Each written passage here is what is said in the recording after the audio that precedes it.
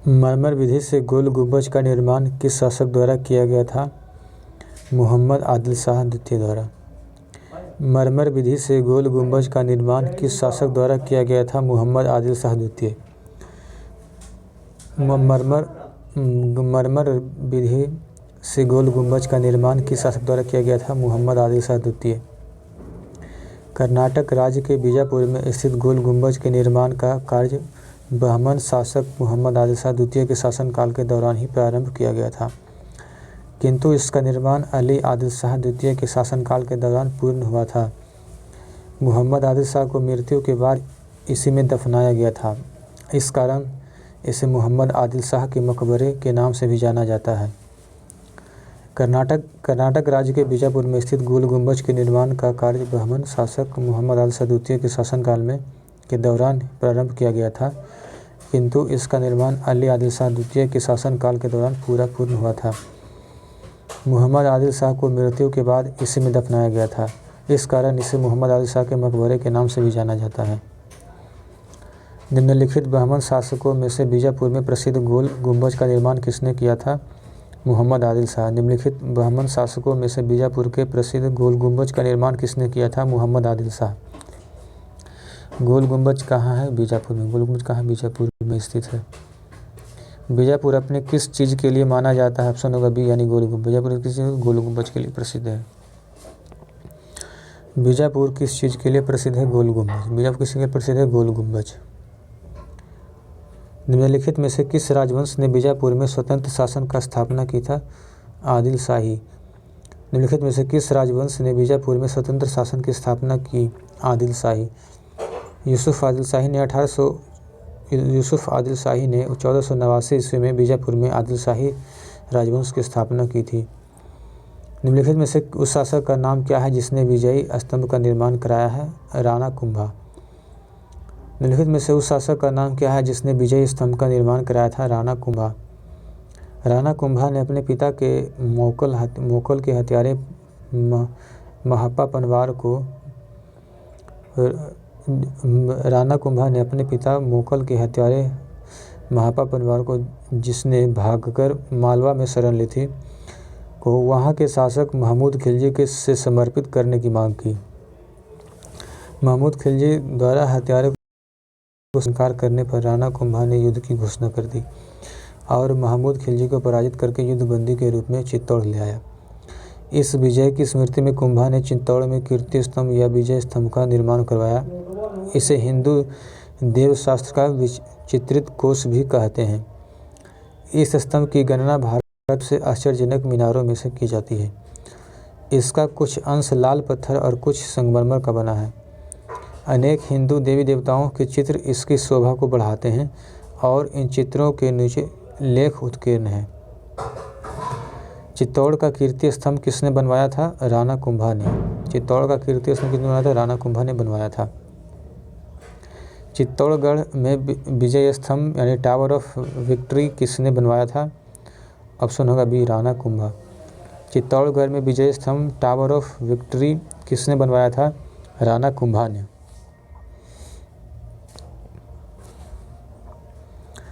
निम्नलिखित में से किसने बीदर से मदरसे का निर्माण कराया था? ऑप्शन होगा बी महमूद गवा। बीदर में मदरसे का निर्माण महमूद गवा ने करवाया था। महमूद गवा मोहम्मद तृतीय के शासनकाल में ख्वाजा जहाँ की उपाधि धारण कर प्रधानमंत्री बना था।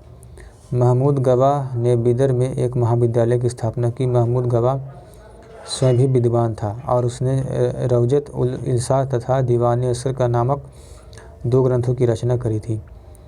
सुविख्यात कोहिनूर हीरा किस खान से निकाला गया था? गोलकुंडा से। कोहिनूर हीरा किस खान से निकाला गया था? गोलकुंडा से निकाला गया था। मुगल काल। राजकुमार सलीम आगे चलकर सम्राट कहलाया। कौन था? जहांगीर।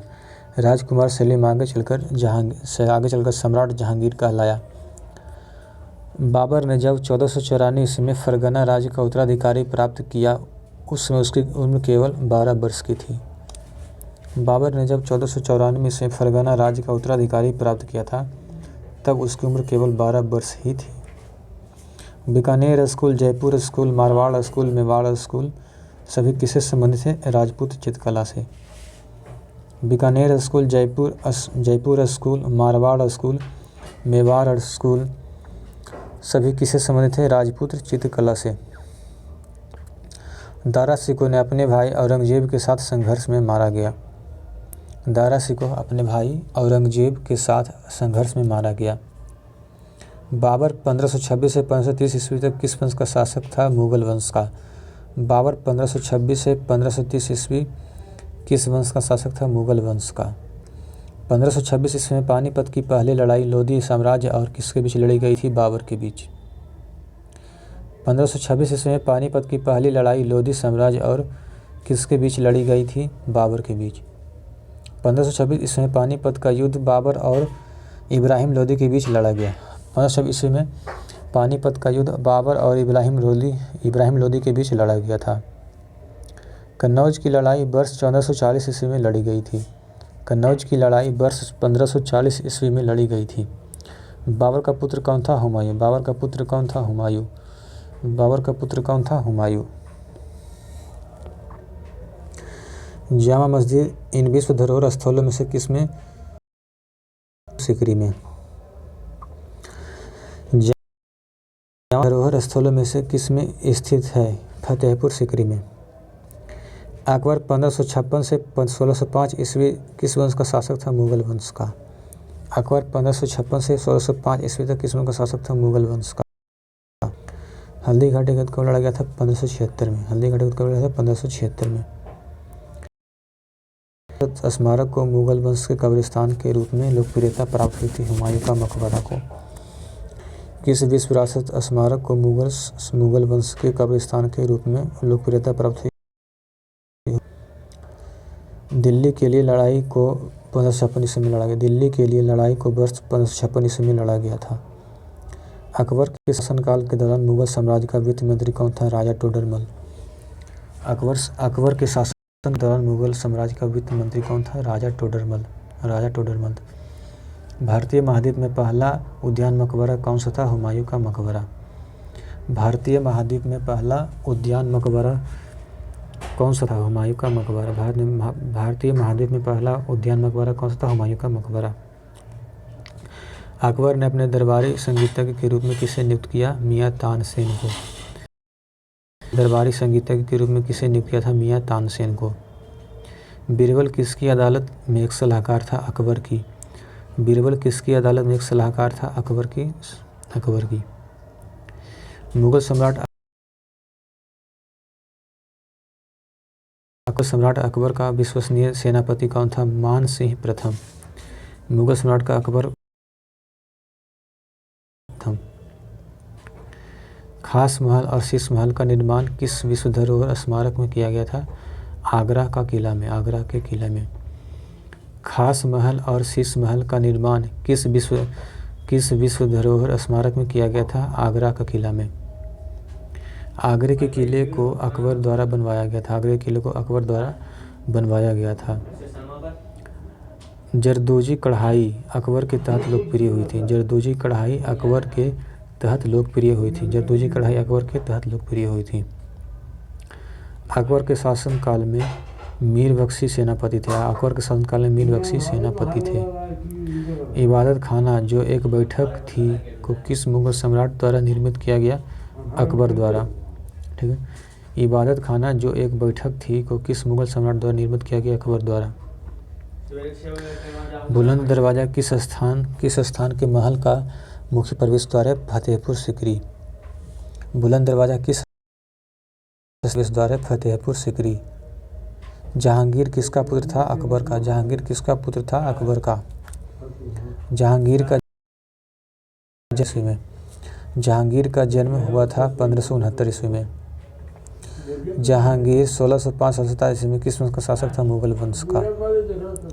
जहांगीर 1605 से 1627 ईस्वी में किस वंश का शासक था? मुगल वंश का शासक था। भारत में 1617 ईस्वी में ब्रिटिश ईस्ट इंडिया कंपनी को व्यापार करने की अनुमति जहांगीर द्वारा अनुमति दी गई थी। भारत में 1617 ईस्वी में ब्रिटिश ईस्ट इंडिया कंपनी द्वारा व्यापार करने की अनुमति जहांगीर द्वारा अनुमति दी गई थी। ठीक है, जहांगीर द्वारा अनुमति दी गई थी।